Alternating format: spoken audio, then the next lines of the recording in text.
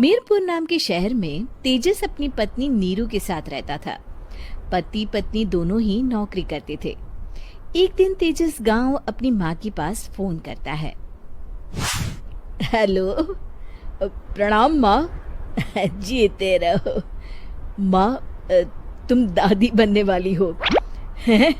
अरे वाह, ठीक है बेटा, मैं कल ही आती हूँ। जब माँ जी शहर पहुंची तो बेटे बहू ने बहुत अच्छे से स्वागत किया। लीजिए माँ जी, चाय।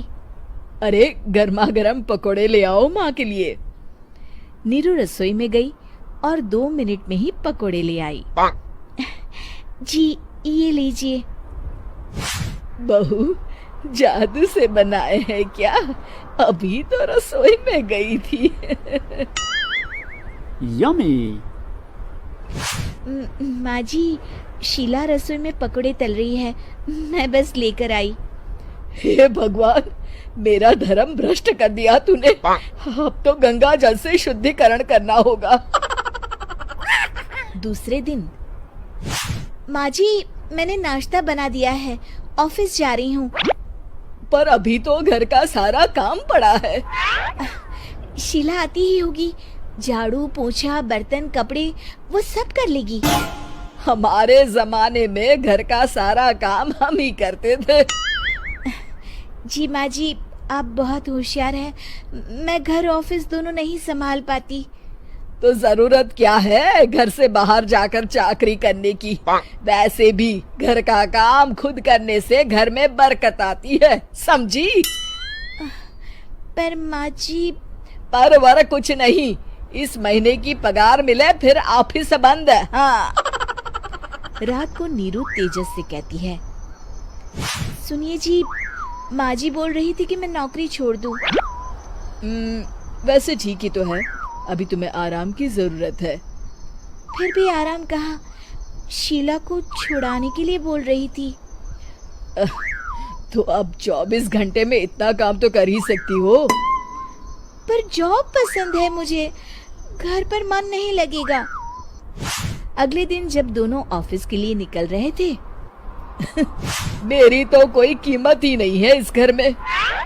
माँ जी, आजकल महंगाई बहुत है, रहन सहन भी बदल गया है, दोनों नौकरी करते हैं तभी ठीक रहता है। अच्छा, तू कहना क्या चाहती है? मेरा बेटा तुझे बिठा के खिला नहीं सकता? तू ही इस घर का खर्च चला रही है, हैं? नहीं माँ जी, मेरा वो मतलब नहीं था। मतलब खूब समझती हूँ, ये बाल धूप में सफेद नहीं किए मैंने। हाँ।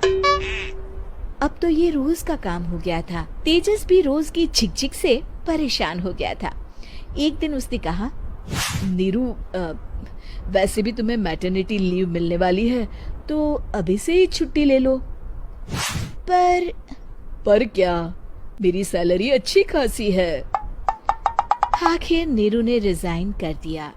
जब बच्चा हुआ तो घर में सब बहुत खुश हुए। कुछ दिनों बाद तेजस फाइल देख रहा था। क्या हुआ तेजस, कुछ परेशान लग रहे हो? हाँ, वो हमारी जितनी सेविंग्स थी वो तो हॉस्पिटल में और छठी के फंक्शन में खत्म हो गई है नीरू।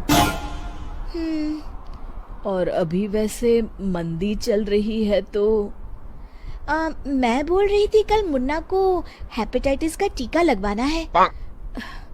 नीरू, क्या पोस्टपोन नहीं कर सकते? नहीं जी, बिल्कुल नहीं। अब तेजस को समझ में आ रहा था कि उससे गलती हुई है। पैसों की कमी का असर घर के माहौल पर भी पड़ रहा था।